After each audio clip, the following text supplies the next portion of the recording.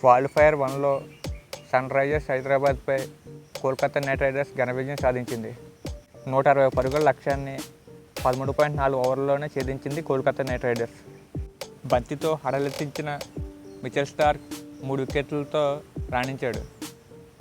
వెంకటేష్ అయ్యర్, శ్రేయస్ అయ్యర్ కలిసి అర్ధ సెంచరీలు చేశారు. ఈ సీజన్లో 7 సార్లు ముందుగా బ్యాటింగ్ చేసిన సన్ రైజర్స్ హైదరాబాద్ జట్టు 4 సార్లు 200 పైచిలుకు స్కోర్లు అవలేలుగా చేసింది. 8వసారి మాత్రం సన్ బృందం రైజింగ్ కాలేకపోయింది. కీలకమైన ప్లే ఆఫ్స్లో ముందుగా బ్యాటింగ్ దిగిన సన్ రైజర్స్ పూర్తి ఓవర్లు ఆడకుండానే కేవలం 159 పరుగులకే ఆల్అవుట్ అయింది.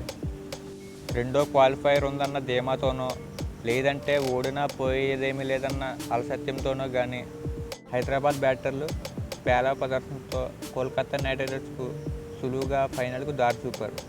మ్యాచ్ మొత్తం పక్కా ప్రణాళికతో ఆడిన కోల్కతా ముందుగా బంతితో సన్ రైజర్స్ను కట్టడి చేసి ఆ తర్వాత బ్యాట్తో మెరిపించి 160 పరుగుల లక్ష్యాన్ని 13.4 ఓవర్లోనే ఛేదించేసి దర్జాగా 4వసారి ఐపీఎల్ టోర్నీలో ఫైనల్లోకి దూసుకెళ్లింది.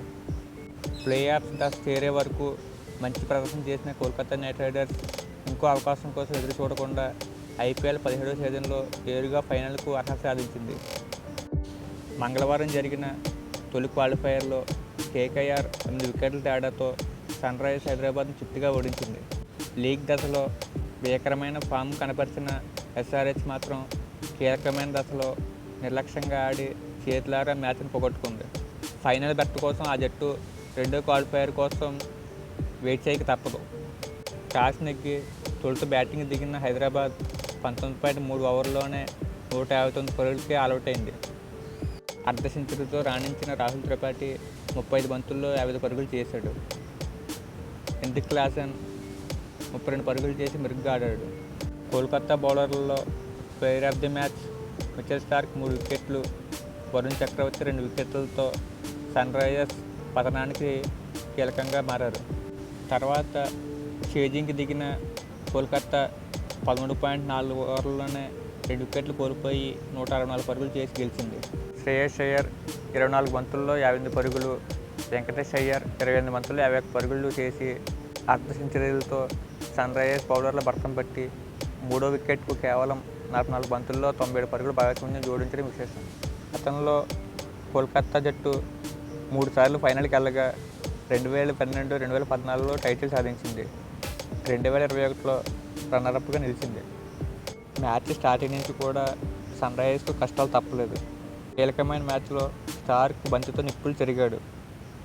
రెండో బంతికే ట్రావెల్స్ హెడ్ను డక్అవుట్ రూపంలో మిచెల్ స్టార్క్ క్లీన్ బౌల్ చేశాడు. సీజన్ మొత్తం కూడా సిక్సర్లతో చెలరేగిన అభిషేక్ శర్మ కూడా కేవలం 3 పరుగులకే అవుట్ అయిపోయాడు.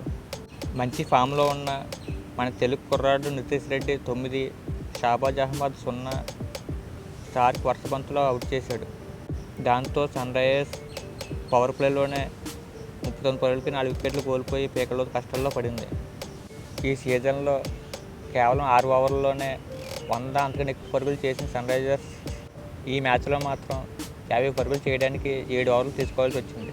సన్ రైజర్స్ మొదటి ఇన్నింగ్స్లో చెప్పుకోవడానికి ఏమైనా ఉందంటే 8, 9, 10 ఓవర్లో వచ్చిన పరుగులైనా చెప్పాలి. హర్షిత్ రాణా వేసిన 8వ ఓవర్లో రాహుల్ త్రిపాఠి సిక్సర్తో 12 పరుగులు వచ్చాయి. సునీల్ నారాయణ్ 9వ ఓవర్లో త్రిపాఠి బౌండరీ బాగితే క్లాసెన్ 6-4 కొట్టడంతో 18 పరుగులు రాబట్టుకుంది. రసెల్ వేసిన 10వ ఓవర్లో ఇద్దరు చెరో 4 కొట్టడంతో మరో 12 పరుగులు రావడంతో 10 ఓవర్లు ముగిసేసరికి సన్ రైజర్స్ 92, 4 వికెట్లతో మెరుగైన స్థితిలో నిలిచింది.